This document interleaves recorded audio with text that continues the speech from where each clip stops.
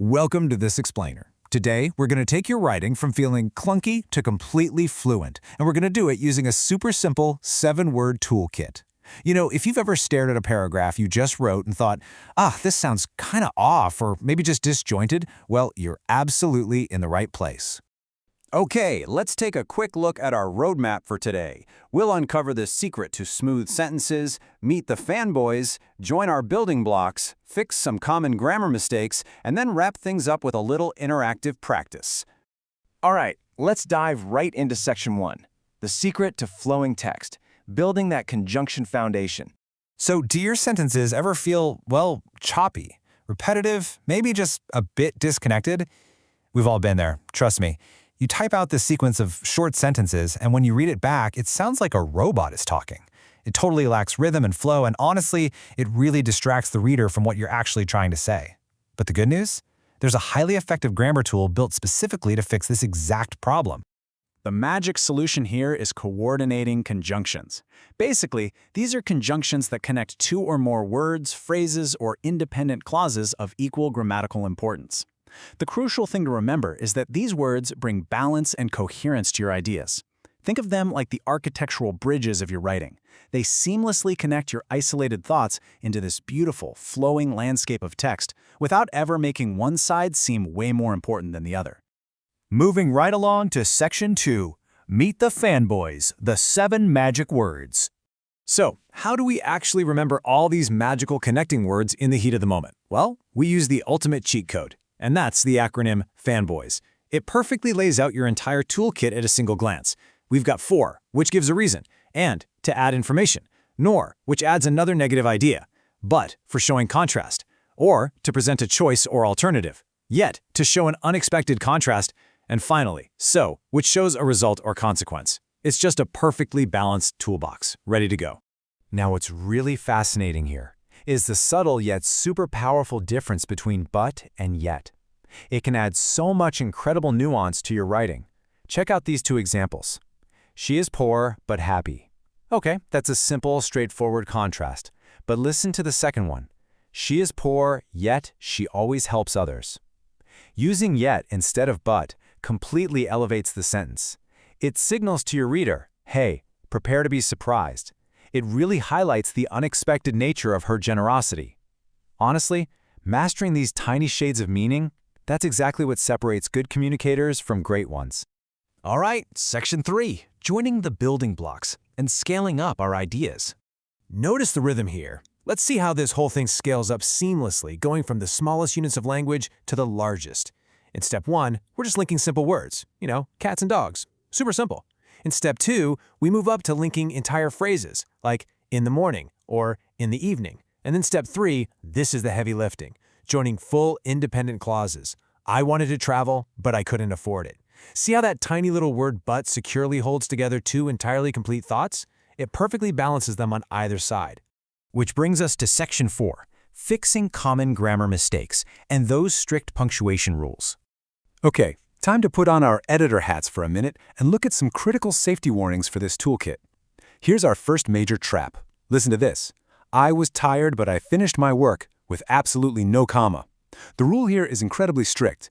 You absolutely must use a comma before a fanboys conjunction whenever it joins 2 complete independent clauses.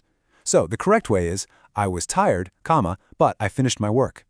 That little comma gives your reader a split-second mental pause to process the first thought before you hit them with the contrasting second thought. Now let's look at a slightly more advanced rule. You really want to pay close attention to NOR, because you actually have to invert the subject and verb immediately after using it. So you can't just say, he doesn't like fish, nor he likes chicken. It just sounds super clunky. The elegant, grammatically spot-on way to do it is, he doesn't like fish, nor does he like chicken. We grab that helping verb does and bring it right up in front of the subject he. It adds this wonderfully sophisticated rhythm to the whole sentence. In our third common mistake, that's when we double up on our logic words. Take a look at this one. Because it was raining, so we stayed home. Here's the deal. You don't want to double up on your connecting logic. You got to choose either because or so, but definitely don't use both in the same sentence. They're literally doing the exact same job. So you could say, because it was raining, we stayed home, or you could just say, it was raining, so we stayed home. Keep it clean, uncluttered, and straight to the point. All right, let's actually look at this in action. This B2 level paragraph is a perfect example of how seamlessly integrating your fanboys can elevate your writing from basic to totally advanced. Just take a second to scan this quote. Technology has changed the way people communicate, and it has made information easier to access. Do you see that perfectly placed comma right before the and? Or skip down a bit. We should use technology wisely, for it can be a powerful educational tool. The text just flows beautifully. It sounds professional, well-reasoned, and it's all thanks to applying the rules of our 7 little conjunctions. So are you ready? Let's jump into Section 5, Interactive Practice, and test your knowledge. Okay, let's put all this new knowledge to the test and see what you've absorbed. I'll give you a sentence with a blank space, and you just choose the right tool from your new FANBOYS toolkit. Here's the first one. I was hungry, blank, I made a sandwich. Is it A, but, B, so, or C, nor? Think about the relationship happening here. Are we looking at a contrast, a result, or a negative addition? What's the logical link between being hungry and making a sandwich? Well, if you guessed so, because making the sandwich is the direct result of being hungry, you absolutely nailed it. So perfectly shows the consequence of that action. Let's try another one. Hurry up, blank, you'll miss the bus. All right, is it A, or B, and, or C, for? Take a look at the consequence and the alternative being presented in this sentence. You've basically got 2 distinct paths forward here, right? Yep. Or is the perfect fit here to clearly separate those 2 options. You either hurry up, or the alternative is that you're going to miss your bus. All right, let's do one final, slightly trickier question. He doesn't smoke, blank, does he drink alcohol? Your options are A, but, B, nor, and C, and. Do you remember that special inversion rule we talked about earlier for negative addition? Look really closely at the verb structure right after the blank space. Because we see that helping verb does sitting right there before the subject he, nor is literally the only grammatically correct choice here. He doesn't smoke, nor does he drink alcohol. It flawlessly links those 2 negative statements with a ton of sophisticated style.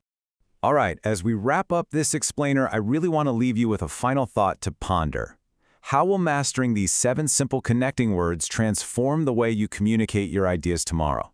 Seriously, whether you're firing off an important email, drafting a huge essay, or literally just sending a quick message, these tiny little hinges swing massive doors for your clarity and professionalism. Go ahead and start building smoother, way more professional sentences with your new FANBOYS toolkit. You've totally got this.